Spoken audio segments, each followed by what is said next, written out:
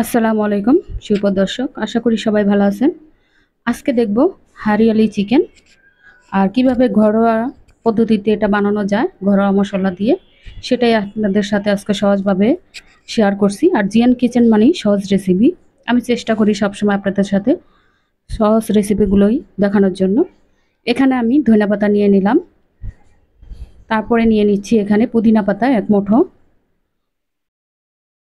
10-12টির মতো কাঁচামরিচ। আমি আগেই একটা মশলা তৈরি করব, যেহেতু এটা হারিয়ালি চিকেন, তাই এখানে ধনিয়া ফাঁকি নিলাম 1 চা-চামচ, গরম মশলার ফাঁকি নিলাম 1 চা-চামচ, জিরে ফাঁকি নিলাম 1 চা-চামচ, সাথে নিয়ে দিচ্ছি স্বাদ মতো লবণ, আর দিয়ে দিব টক দই। এখানে আমার টক দইটা ফ্রিজে ছিল, তাই জমাট ছিল, আধা কাপের মতন হবে।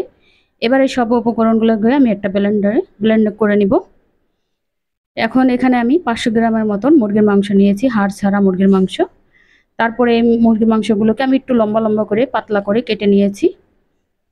এবার এখানে মশলা ম্যারিনেট করব। আর সব কিছু যেহেতু একটার মধ্যে দেওয়া, তাই ম্যারিনেট করতে কোনো ঝামেলাই হবে না। আমার এখানে মনে হচ্ছিল একটু লবণ কম হয়েছে, আর আমি সেই ম্যারিনেট করার ধনিয়া পাতা পুদিনা পাতা এগুলো দিয়ে দিলাম মশলাটাকে, আর এখানে একটু লবণ, হালকা পরিমাণে একটু লবণ দিয়ে নিলাম। দিয়ে এটাকে মাখিয়ে আমি এটাকে রেস্টে রেখে দিব 1 ঘন্টার জন্য। এবার এখানে আমি একটু সরষের তেল দিয়ে নিচ্ছি। তেলটা দিলে এটার স্মেলটা বা এটা নরম হয়ে যাবে, খেতে ভীষণ টেস্টি হবে। এবার 1 ঘন্টার জন্য রেস্টে রেখে দিচ্ছি। 1 ঘন্টা পর দেখতে পাচ্ছেন কালারটা একটু চেঞ্জ হয়েছে। আর এখানে আমি এই যে কাঠি ভিজিয়ে রেখেছি আধা ঘন্টার জন্য, শাঁসলিটের কাঠি, আমার শাঁসলিটের কাঠিগুলো আমি একটা সাইড করে রেখে তারপরে আমি এখন কাবাবগুলোকে এক এক করে শাঁসলিটের কাঠির ভিতরে ঢুকিয়ে নিব। আর এই মাংসটাকে আপনি 2 ভাঁজ করে ঢুকাবেন, তাহলে এটা খুলে যাওয়ার কোনো চান্স থাকবে না ভাজার সময়। দেখতে পাচ্ছেন আমি কিভাবে শাঁসলিটের কাঠির ভিতরে ঢুকাচ্ছি, এভাবে ঢুকিয়ে নেবেন। আর এটা হারিয়ালি চিকেন বলা হয় এই জন্যই, এটা সবুজ, গ্রিন মানে হারিয়ালি, এটা ইন্ডিয়াতে বলে হারিয়ালি, আর আমরা বলি গ্রিন চিকেন। তাই এটা গ্রিন কালার হবে বলেই এটাকে হারিয়ালি বলা হয়। আর আপনারা চাইলে এখানে ফুড কালার দিতে পারেন, আমি কোনো ফুড কালার ব্যবহার করিনি, তাহলে কালারটা একটু গাঢ় হবে। আমি এক এক করে সবগুলোই মাংসই শাঁসলিটের কাঠের ভিতরে ঢুকিয়ে নিয়েছি। দেখতে পাচ্ছেন আমার ঢোকানো হয়ে গেছে। এখন চুলায় চলে যাব। চুলায় আমি একটি ফ্রাই প্যান বসিয়ে তার ভিতরে সামান্য পরিমাণ বাটার দিয়ে নিচ্ছি। এখানে আর একটু বাটার লাগবে। আমি আর একটু বাটার দিয়ে ব্রাশ দিয়ে চারপাশে ছড়িয়ে দিচ্ছি। আর খুবই সহজভাবে আপনাদের সাথে আমি শেয়ার করলাম, আপনারা চেষ্টা করবেন এরকম সহজভাবে তৈরি করতে, দেখবেন রেস্টুরেন্টে এবার এক এক করে বিসমিল্লাহ বলে বিসমিল্লাহ দিয়ে দিচ্ছি, তবে রেস্টুরেন্টের মতন টেস্টে আসবে। এরকম ঘরে বসে অল্প খরচে বানিয়ে নিন, রেস্টুরেন্টে অনেক দাম নেয়।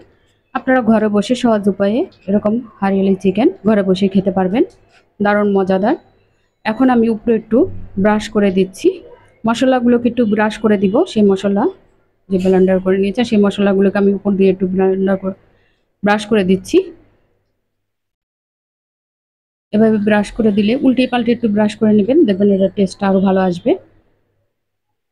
এখন আমি একটু উল্টিয়ে নেব।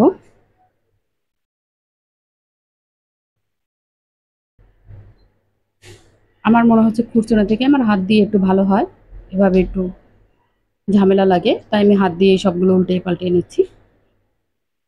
কাঠিটি ধরে এভাবে ঘুরিয়ে দিলেই বাস হয়ে যাবে। এরকম করেই আমি সবগুলো চিকেন ভেজে নিব।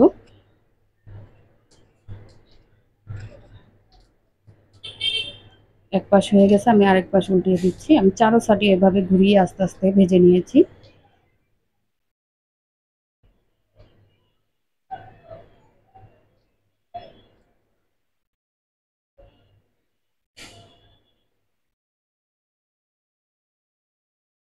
এতে দেখতে পারছেন আমার হারিয়ালি চিকেনগুলো হয়ে গেছে। এখন আমি নামিয়ে নিব।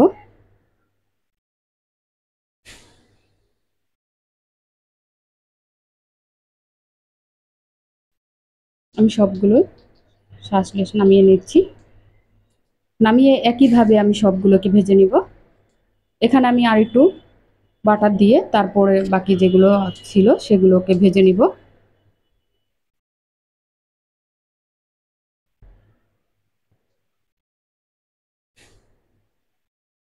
এই তো আলহামদুলিল্লাহ আমার সবগুলো হারিয়ালি চিকেন হয়ে গেছে।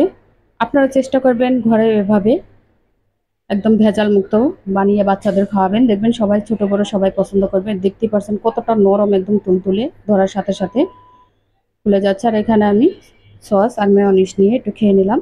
মাশাআল্লাহ আলহামদুলিল্লাহ অনেক ভালো ছিল। আর এখানে আমি লুচি বানিয়েছিলাম, লুচি দিয়ে কাবাবটি খেয়েছি।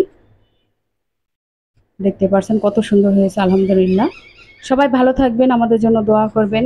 আজকের মতন এই পর্যন্তই। আল্লাহ হাফেজ। আসসালামু আলাইকুম।